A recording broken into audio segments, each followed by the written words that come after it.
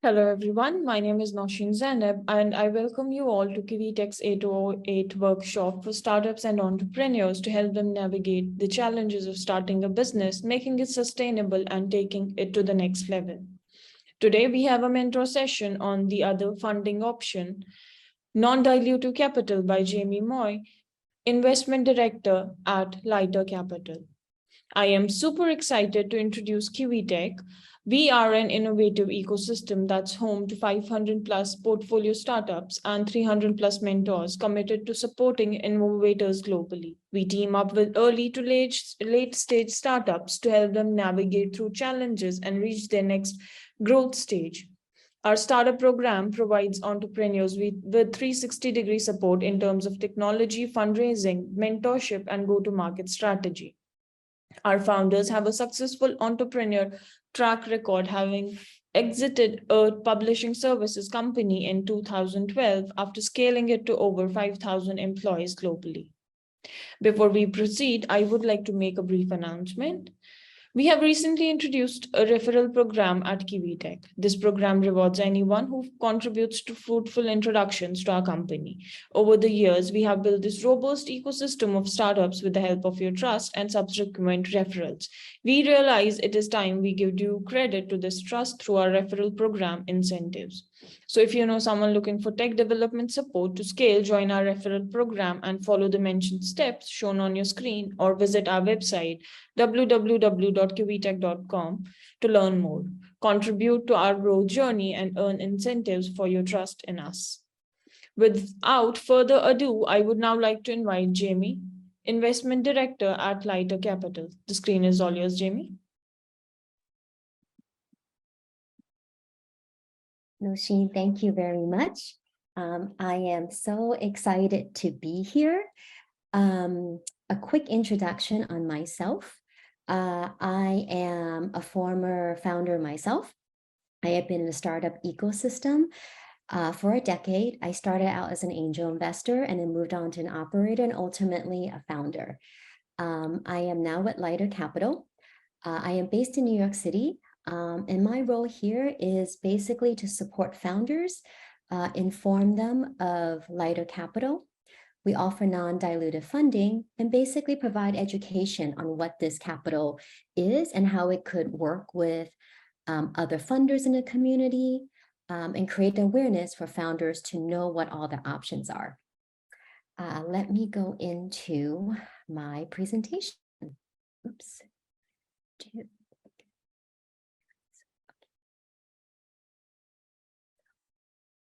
Okay. So Lighter Capital, we are here to help startups grow. We are a non-dilutive funding solutions, but we're more than that. We're very community focused. Many of our clients enjoy many perks that our wonderful head of partnership has cultivated. And we care very much about not just being a good partner, not just being a capital partner, but just a partner in the ecosystem. So Lighter Capital, we have been around, we were founded in 2010. So we probably were the first company to offer early stage technology companies non-dilutive term loans and revenue-based financing. We have deployed over $300 million worth of capital. We've worked with 500 companies, and we have provided over 1,000 rounds of financing. So I just want to highlight that and to kind of highlight that many of our founders actually come back to work with us again. We've been in this ecosystem for over 10 years and have worked with, and certainly could not have done it alone. We have investors and partners. So we are funded by, we've been invested by Silicon Valley Bank, by National Australia Bank, by Apollo Atlas, Voyager Capital, and I-80 Group.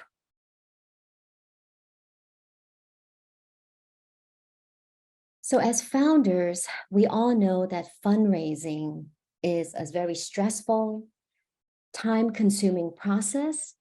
And how many times have you heard someone say to get to that yes, you have to hear 100 no's first, right? That was also my own experience as a founder. So lots of rejection. So I feel like that's good. I'm used to hearing no's. But what I wanted to share with people is that, in general, how lighter capital plays in the ecosystem is we're slightly different from venture debt and banks. And this is not to say anything bad about banks or venture debts, venture capital. They are our friends. I have many friends that work in venture capital and I have many friends that work in banks. But it's different capital, right? So we like to highlight ourselves to say at Lighter Capital, the product that we offer is called revenue-based financing, and I can go into that a little bit further later, but it is aligned with your company's growth. We do not need a pitch deck from you. Our due diligence, our credit analysis is based on objective financial metrics, and we try to be very thoughtful of our process to be respectful of a founder's time. It is a streamlined application process. So to continue. So our check sizes range from 50,000 to 4 million. And I want to emphasize again that is non-dilutive funding. So many of our clients, when they come work with us, what do they need the money for? For growth, right? In general, they'll say growth, right? They want to increase their market share. They have a new product and they want to hire new resources. They're trying to scale. They are looking for us to help them to be a bridge round, to help them get more, to attain the growth so they can be more ready for their next price round, right? But in general, we like to say we are a growth capital provider. We're here to extend your runway to fuel your growth for whatever the next step may be. So I mentioned that we are revenue-based financing, right? We also offer a term loan. So with our financing, the founders retain ownership and control. We don't impose any warrants, financial covenants. We don't ask the founding team for a personal guarantee, and we don't take any board seats. We highlight our streamlined funding process. It reduces your fundraising time by 90%. When you work with a VC or a bank, that due diligence process can take anywhere from 3 to 6 months. That's very normal in their process. With us, we have a very streamlined process where we do a 30-minute exploratory call, and it's an assessment whether or not whether there's a fit to even proceed.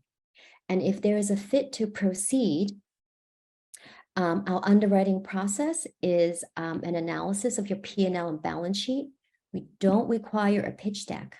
Okay, just simple facts and financial metrics. It takes 3 to 5 business days for us to give you feedback to whether or not we can offer a term sheet.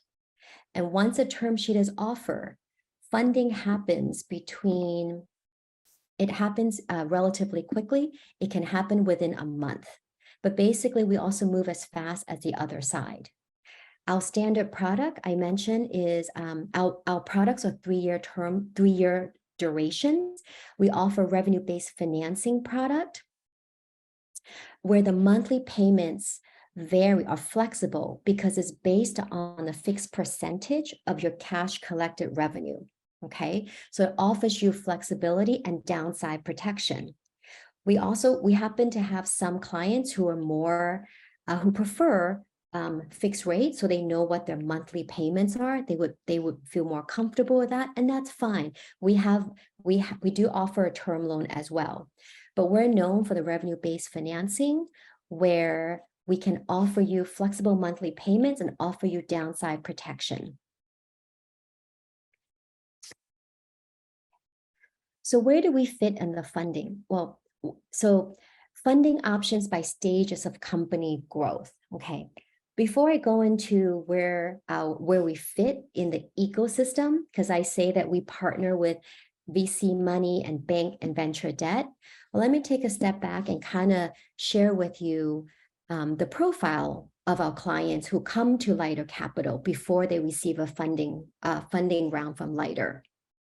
So we have 10 to 12% of our clients have received some venture capital money before they engaged us for a funding round. We have about 30% that went through that were at seed stage, that went through an incubator or an accelerator program. And actually, the majority of our clients, over 50%, were bootstrapped. Okay. So, and when we looked at this made a lot of sense to us because, what do they say about venture-backed companies? VCs only fund a small percent of companies because not every company is VC backable. It's not appropriate. So, and more so the importance to increase the awareness of founder of all of their funding options, okay? But having said all of that, we don't see ourselves as competitors to VC money or venture debt, okay? Or incubators or accelerators, okay? So this is a general stage. Obviously, there are exceptions, but usually when companies start out, there probably is maybe like a personal loan or angel round or friends or family round, right? And then when they see some momentum and there's some acceleration, they'll probably move into like a seed round. But this is also where they can engage us because our requirement is that you cannot be pre-revenue. You have to demonstrate, you have to be generating revenue. So in this area, when you have acceleration and growth, right, this is where we fit nicely in the sandbox, okay? And it does overlap. It can overlap with venture capital money, but not exactly. Our max check size is 4 million. Venture debt is probably larger than that. It's probably at least 5+ million in most cases. But certainly we have way more overlap with venture capital, but it also depends upon the market, right? So right now, given the market uncertainty and somewhat in a bearish environment, it may not be the best time for companies to raise a price round, or they may have raised a price round a couple of years ago. But regardless, there's many, many scenarios where we play really nicely in this area, okay? So earlier on, I shared that we've worked with about 500 companies and we have funded over 1,000 transactions. So many of our companies come back to us and do follow-on rounds and forward commitments. So we are very relationship driven. We're very community-based driven. And we want to grow with our clients and we also want to partner with the ecosystem.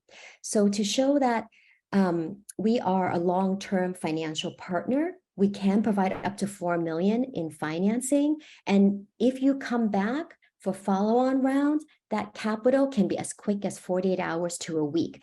Because we have history with you and we can see your growth, we do not have to do a complete due diligence on you. So here's some examples of companies that have worked with us, okay? They may not be household names, but the founders are doing very well because they own a large part of their company. List Report in the history of Lighter Capitals have come to us 8 times for a total Lighter Capital financing of 2.5 million. TBX has taken out 5 tranches, AppBuddy 4 tranches, Tribe Dynamics 4 tranches, and Confiant 3 tranches. I'm just going to let that sit for a little bit, just to show that we are, again, highlighting the point that we are very interested in the growth of our clients. We're not transactional. We do want to grow with our clients. Okay. So there's a concept we call blended equity. Okay, so our financing is flexible and we can work with other capital providers in the ecosystem. Okay, so I've mentioned many times that we partner with banks on venture debt and we also partner with VCs. We do not compete with them in any way, right? VC's interests are very different from what we look at. With lighter capital, what's important to us is your healthy revenue and growth. We're not concerned if you have an exit. We're not concerned about the TAM or whether a company would have hyper growth or be a unicorn, right? But we can provide the funding to kind of get them there. And very similar with venture debt, many of our companies, when they get close to that 3 to 4 million funding need, they are a very good candidate to seek out venture debt money. Okay, so just to show again by some examples, this is our portfolio and client base. So just as a quick example, Map Anything, they took out 5 tranches with lighter capital. The total funding was 1.36 million. Later on, they raised 84 million from top tier VCs. Full Circle Insights took 2 tranches with us very early on when we first started for about 700,000 in total. And they went on to raise 5 million Series A. Quip, you may have heard of Quip. We were the money, we call it a first check-in, but we provided them the 500K, but now they're a very successful business. They went on to raise 60 million from top tier VCs, okay? Let's see, okay. But the point, what I also wanna illustrate is to inform founders that they can keep all of their options open. I like to share client stories and examples. That's better than me showing you any numbers or saying, how awesome lighter capital is, right? So our growth money, our funding, it can work for hyper growth, a moderate growth, and slow growth company, whatever stage you're at, because we focus on your revenue and healthy growth, okay? And it is flexible to suit your need. And just by way of example, I want to show how some of our clients have decided where they are after taking money from us, where they are now, okay? Some have remained bootstrapped. My Telemedicine, yogadownload.com, Canary, and Expense Manager, they've just taken several rounds of funding from lighter capital and remained bootstrapped. Okay. Then we have a set of clients who've taken money from us and went on to raise VC-backed company. And a few of those companies are Flip, DT Labs, Style Arcade, and Seamless.ai. And another avenue is we have clients who've taken funding from us and they went on to get acquired. But the point here again is to remember to keep your options open. We offer flexible financing to allow you to do that.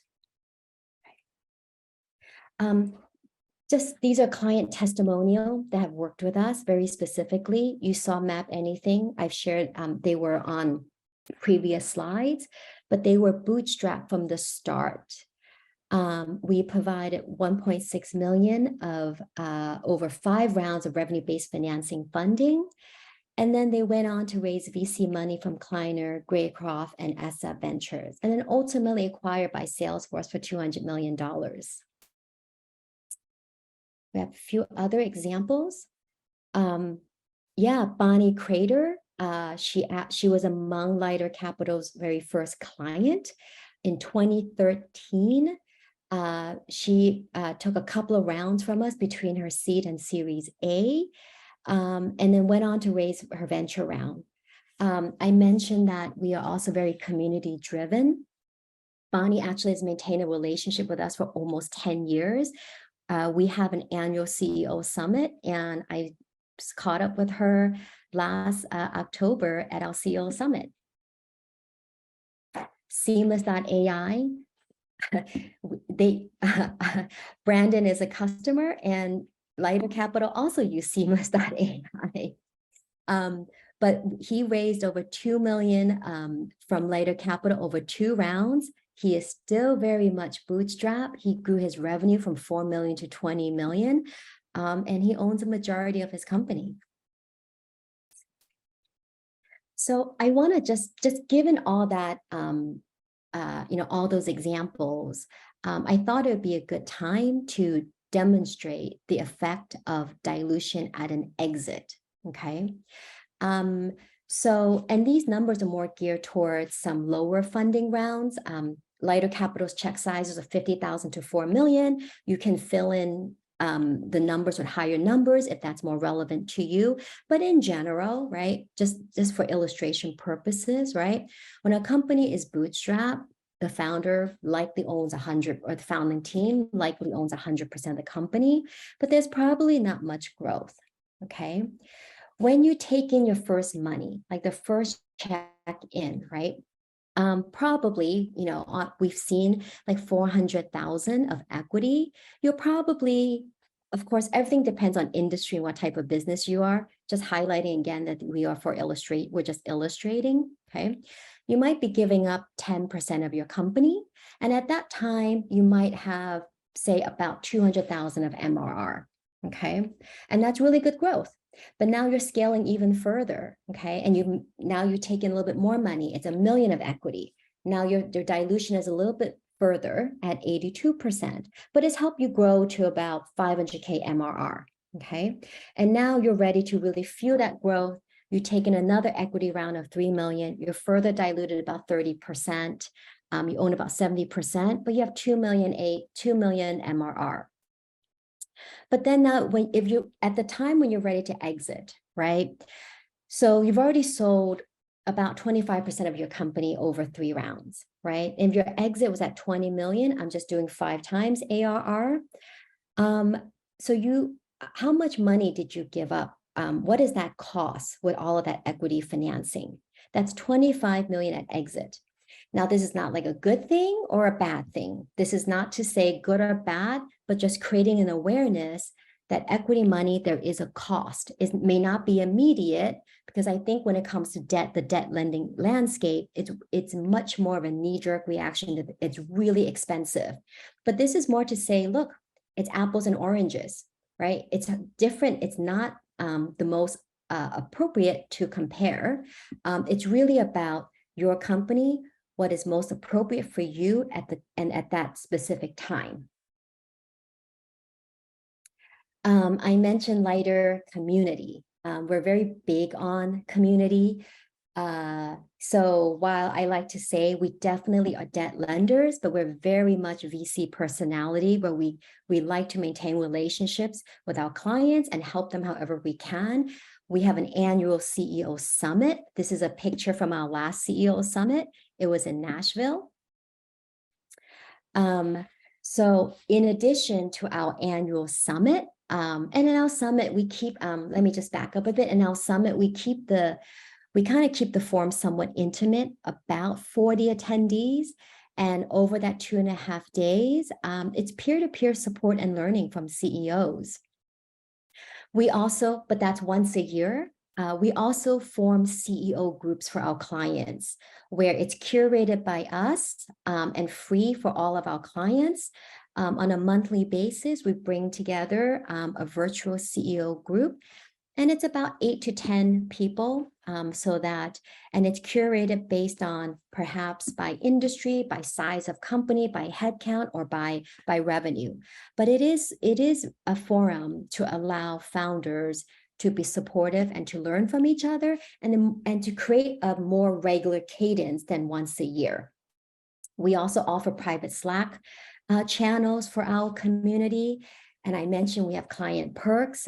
We have a head of partnership that does such a wonderful job that I really don't know what all the perks are, but among the more popular one is AWS credits. So what's the minimum qualification for lighter capital funding? Okay, so what we look for in a company, at a minimum, we look for a company that have an ARR of 200,000. That comes out to be about 15,000 MRR, okay? We like to see financials about a year with revenue generating for at least 6 months. We look for low customer concentration and low churn. We look for companies with gross margin with at least 50%. And I say to people, we generally work with companies that are tech enabled. And in this moment, we're only able to work with companies in the US, Canada, or Australia. But we are not a fit for every single company, okay? So if you are, if you're pre-revenue, then you're a bit too early for us. You're not a right fit. We generally qualify funding sizes by 4x MRR, okay? So if your cash needs are greater than 4x MRR, you may not be a good fit for us.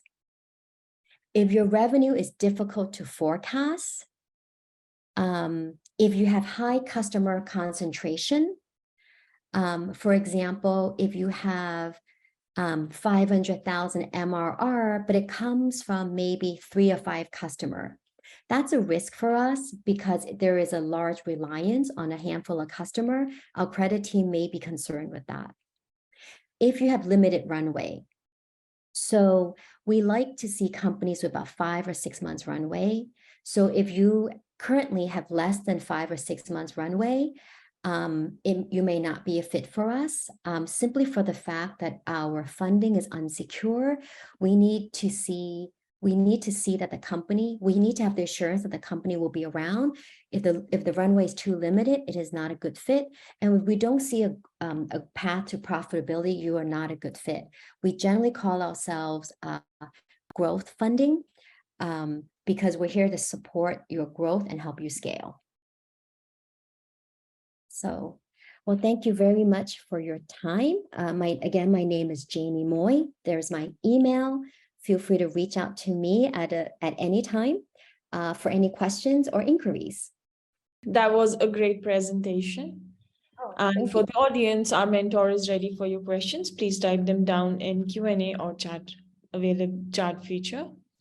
And there are some questions. The first one, I think you already answered. If the startup is pre-revenue, does lighter capital offer debt?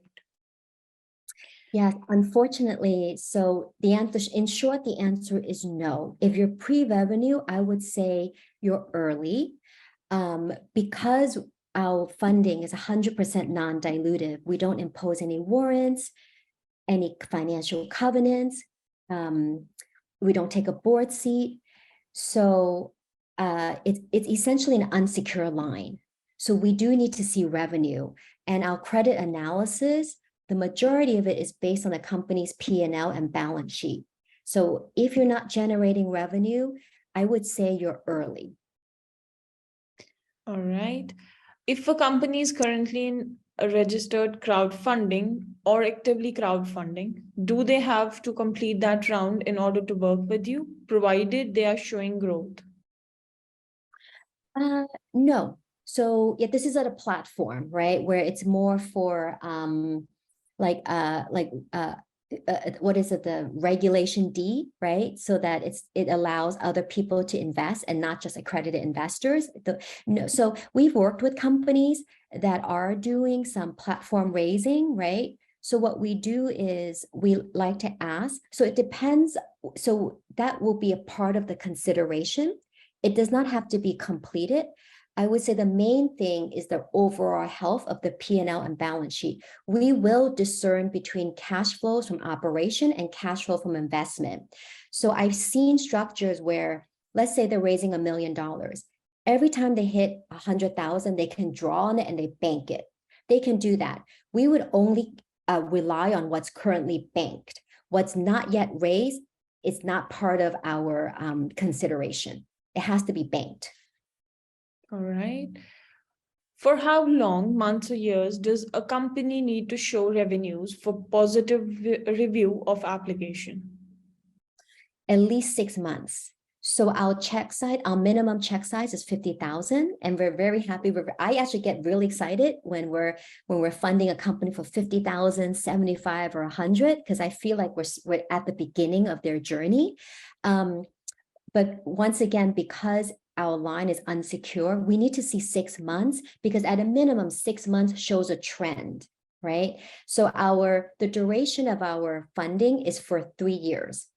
So when our credit team approves of a funding, they're making a decision. They're saying, we have confidence that this company can pay us back in 3 years. All right. What do you consider to be recurring revenue?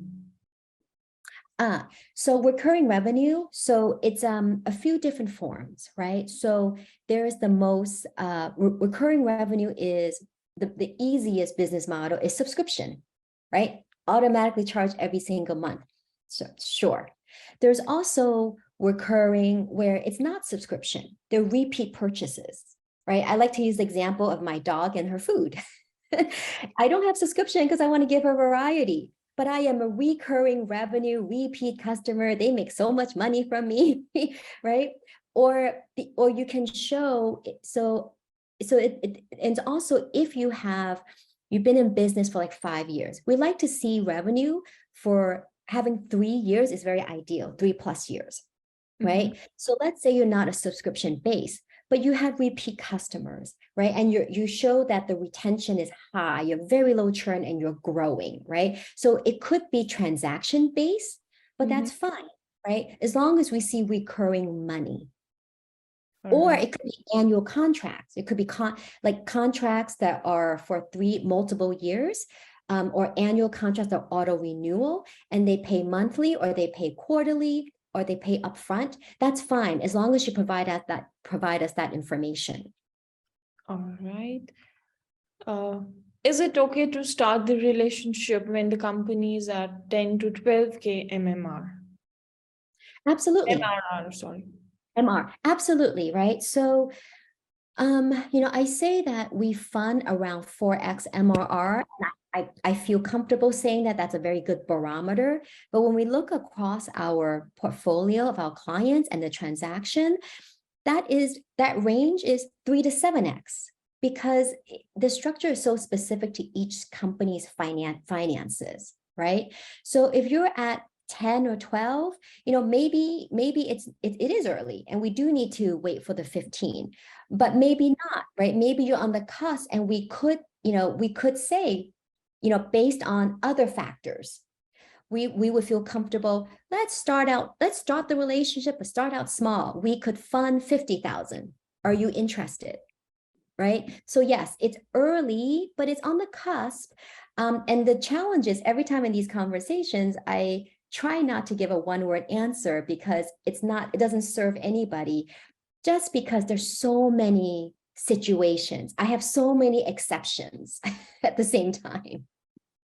All right. Are the cost of capital different between lighter capital's term loan and RBF loan? I think maybe I skipped a slide.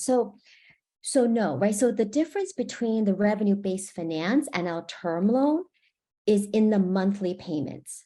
Everything is the same. 3 years, the credit analysis is the same, and the cost of capital is also the same. The only difference is in the flexibility in the monthly payment. So let me expand further on that. So let's say in a term loan, right? It's simple. It's every month, I agree on the funding amount, and I say, this is the interest, and then I amortize it out over 36 months. So every single month, you know what the payments are. It's fixed, right? Just like a mortgage, okay? With RBF, the dollar amounts are not fixed. I don't know what your monthly payments are, because it depends on your revenue. What we do there is we assign a percentage that we would take as payment from your monthly cash collected revenue, okay? So I like to give this example. If the loan amount was $100, okay, the way we price, whether it's term or RBF, we say we assign a repayment cap. Okay. For the 3-year term, the repayment cap ranges, say, between 1.3 and 1.4. And let's just say in this example, the repayment cap is 1.3. Okay. What that means is for that $100, in 3 years, you pay Lighter Capital back $130. The $30 is the cost for the $100. Okay.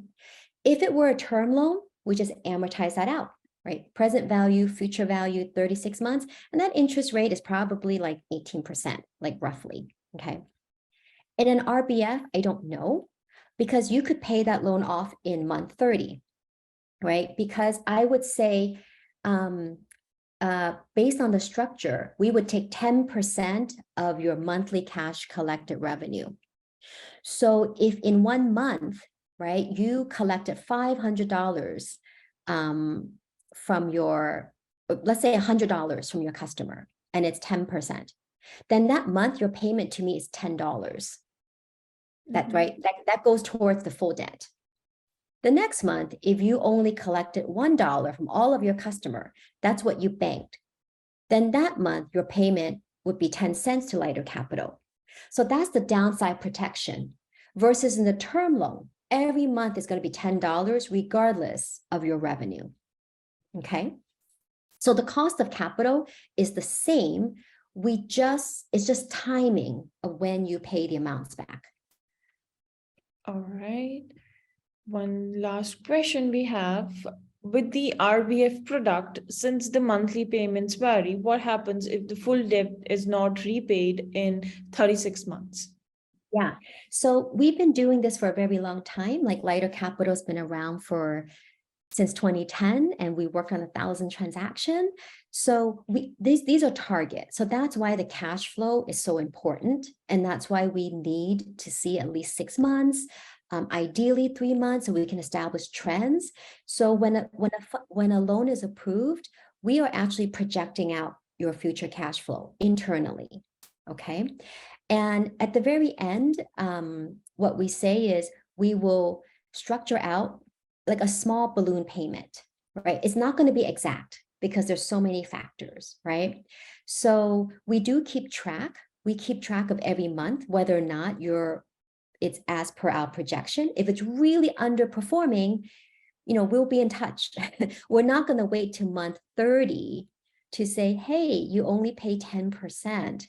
That's not going to happen, right? We have a relationship and we're okay. Like, so some clients do pay off early, like in month 30, but we will structure it also at the end where it's a small balloon payment. All right. Thank you for the presentation and the replies and the responses. And with that, I would like to thank our mentor and the guests for joining us today. And we'll be back soon with more workshops. Till then, thank you and have a great day ahead. Oh, thank you for having me. Bye-bye. Bye.